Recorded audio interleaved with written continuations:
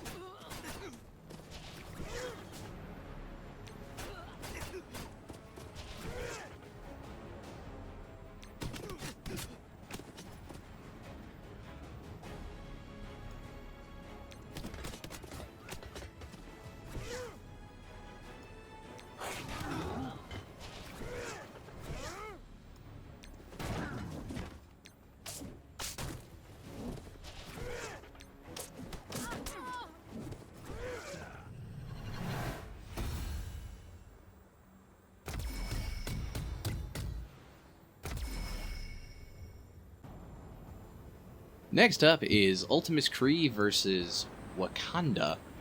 Now, this was before the recent Wakanda rework, so I can't imagine that this stays the same, as everything I'm hearing and the little bit that I'm seeing about the Wakanda rework is that Wakanda has suddenly become formidable. So I would say, disclaimer, disclaimer, disclaimer here, do this at your own risk at this point in game. But this war was before that, and so this was back when they were kind of squishy.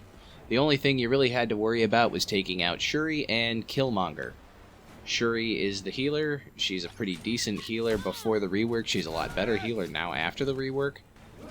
And M'Baku is a very good tank.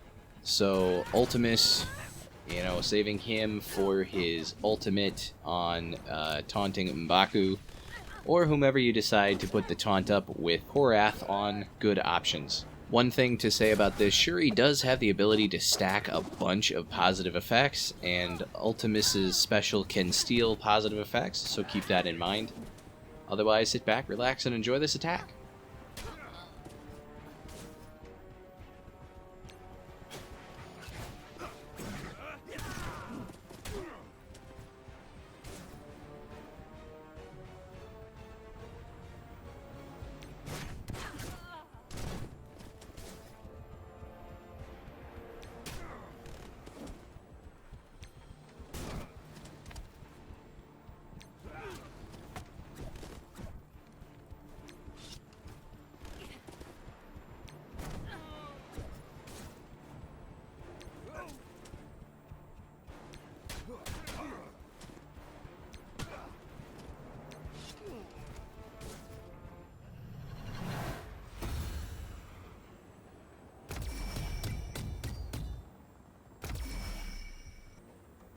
Next up, we've got a Wave 1 plus Fury, and it took me a minute to figure out what I was going to bring in here. It wasn't a particularly heavy-set Wave 1 team, And I didn't want to waste one of my big teams because, again, this was kind of early in my war, even though it was late in the actual war. I did pick Shadowland, and this turned out to be one of the fastest and easiest cleanouts of Wave 1 Avengerz that I've had since the Wave 1 team became a war defense team. Key points of emphasis here: Captain America is a healer when an Avenger ally dies, and he will heal the Wave 1 team. So target him, and Hulk is super slow and a taunter, and so getting rid of him out of the gate is a good idea. The truth about Black Widow and Hawkeye is they don't really do a lot of damage. They're there for speed up and control. Hawkeye does the blinds, and your Night Nurse can flip those blinds with her ultimate. Fury's not a great pick here as a 5th because he doesn't add a lot of firepower. The one thing Wave 1 is set up for is speed, control, and tankiness. You really need the 5th piece to be a very, very hard hitter. Otherwise, this team can melt pretty quickly.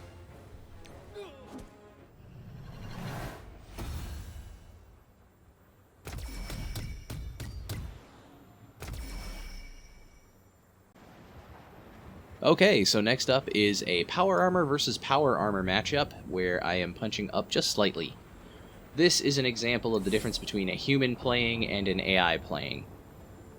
Because I'm a human, I can control the way my team goes, and the AI will always use the highest available ability. You'll see this almost immediately when I use my Falcon's special, which will give me a ton of turn meter. And the very next turn is the AI's Falcon's turn, and he uses his ultimate.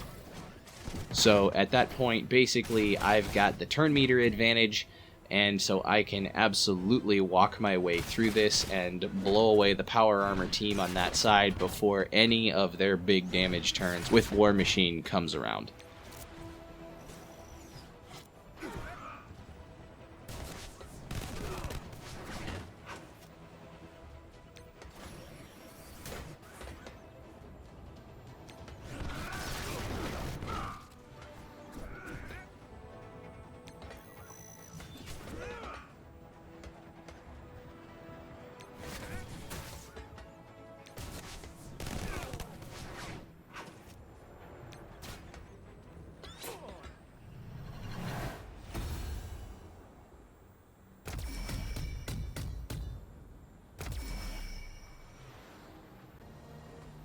Alright, next up is a mid-range Fantastic Four with Namor, and so I take in my Ravagers. So the Ravagers have happened to become one of the better offensive war teams, which is exactly what they're built for now. And Namor is not the defense's best for Fantastic Four. When Namor is on war offense, his ultimate can rewind turn meter, but that's a war offense only thing. It does not work in war defense. So really, your goals here are wipe out the highest power damage, which is going to be usually Human Torch, get rid of Invisible Woman, and clean up the team.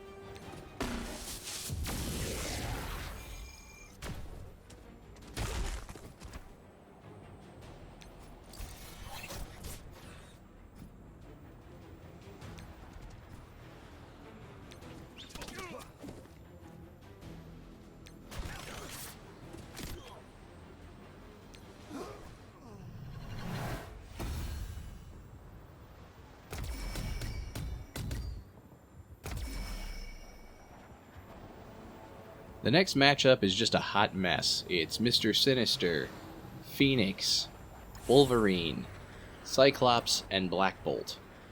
So I went Black Order here. Black Order is an immediate counter to Phoenix, Ebony Maw especially, always has been. Sinister, this was before the Mr. Sinister rework, so he would clone whomever you had taunting, if you had a taunt at this point in time. Now he will clone your highest damage tune. So keep that in the back of your head if you're going up on something like this again. That said, he clones my Ebony Maw, and it almost does nothing. But your targets of priority nowadays would be Phoenix and Sinister in that order. The other three really do not scare me here. Black Bolt is so super slow. Actually, so is this whole team. They're so super slow that the Black Order should just wipe them out pretty quickly. But you don't want Sinister to clone, say, if you have a really good Proxima and that Sinister is really powerful. Proxima will usually come to the board with her ultimate ready, which is a stun. So that could throw things off. Be advised on that one. And Phoenix, obviously, if she's a really, really high-powered Phoenix, that ability block isn't going to last very long. And it's very possible that your Black Order might not get through her in time before she unleashes the Dark Phoenix ultimate. So keep those two things in mind. Those are my targets of priority. Otherwise, sit back, relax, and watch this battle.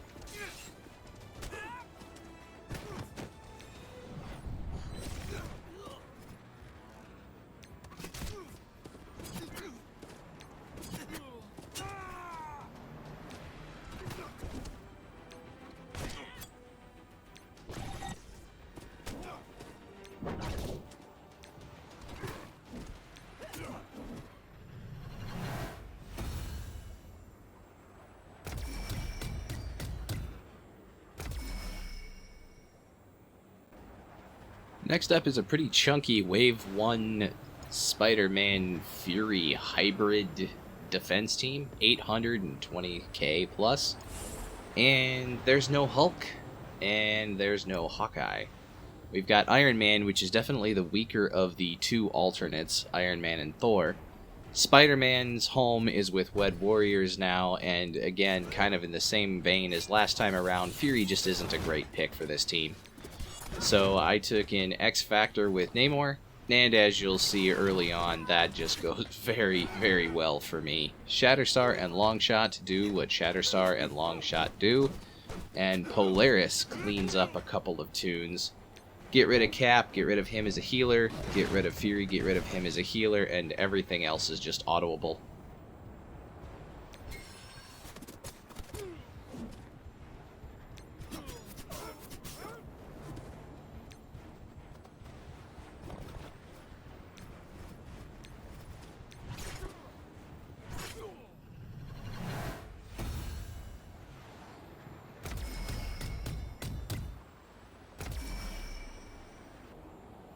Alright, just across the halfway mark here in this war, and here we are with a Symbiotes and Spider-Man Miles instead of Anti-Venom.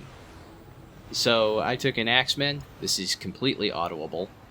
The thing you need to think about here is without Anti-Venom in this team, the priority number 1 becomes Symbiote Spider-Man.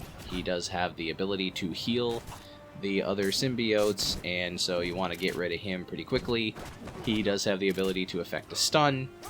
And then you've got a Squishy Scream over there who can rewind turn meter, put up some disrupted, but against the Axeman, again, this is just full-fledged auto. I didn't even really need to worry too much about this one, and it was kind of overpowered. But this is how I decided to take this team out. Sometimes they're just simple like this.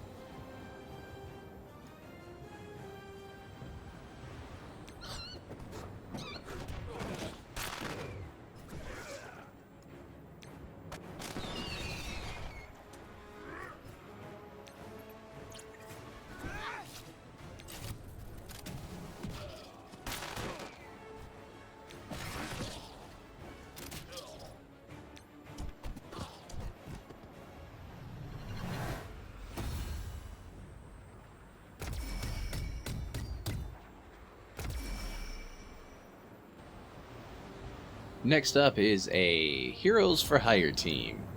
Couldn't go an entire war without hitting Heroes for Hire, and this is one of the wars where I finally had a full-fledged Weapon X team with which to take them on.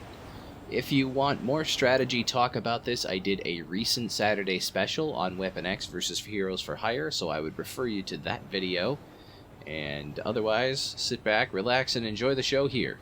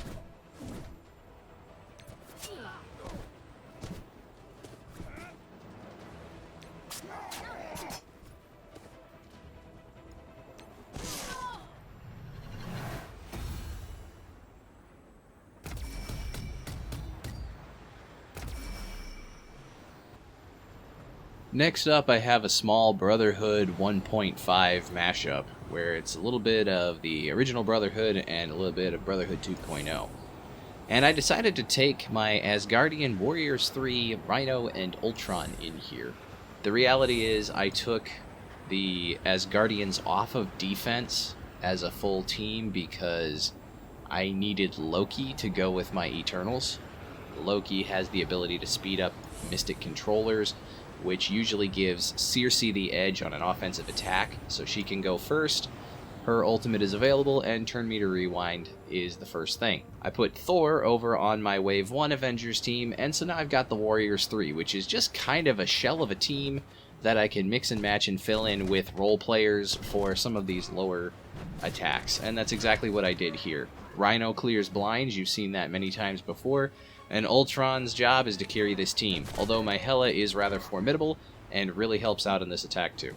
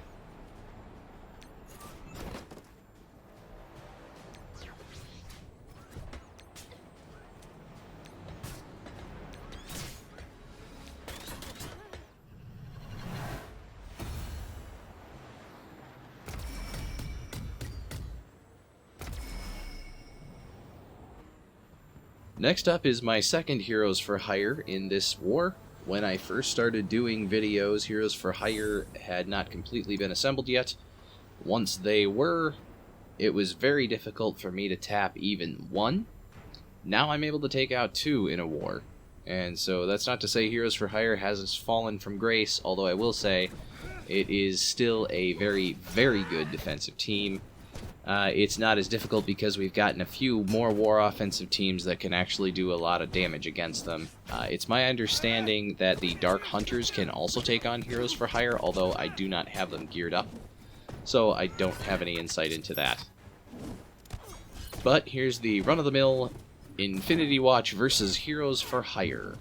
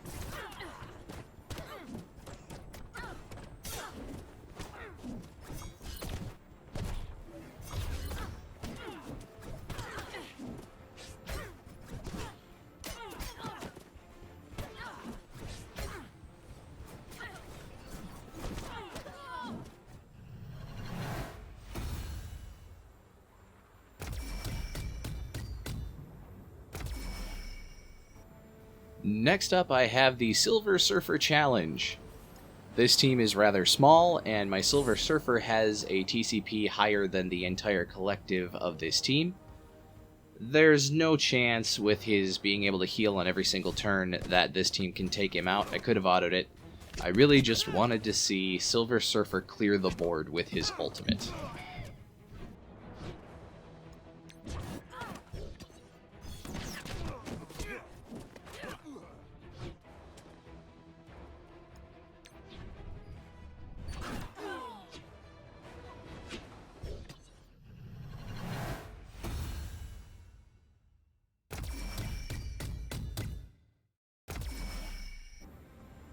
In the penultimate match, we're looking at a Kestrel challenge versus the Marauders with Domino. Again, my Kestrel is 50% higher TCP than the entire collective of the TCP of this team, and not to jinx it, but I'm 13 for 13 after this battle for this war.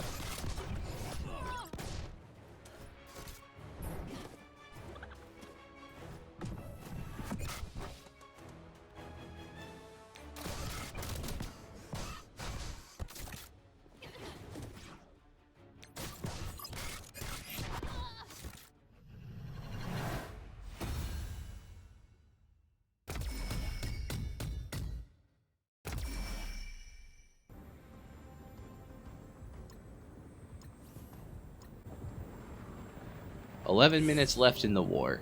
A 100 TCP AIM team left in Flight Deck 2 to put the war out of reach, and I pull out my Zemo for a Zemo challenge. With this win, I secure my first 14 for 14 perfect offensive war. Thanks for watching, everybody. Have a great day."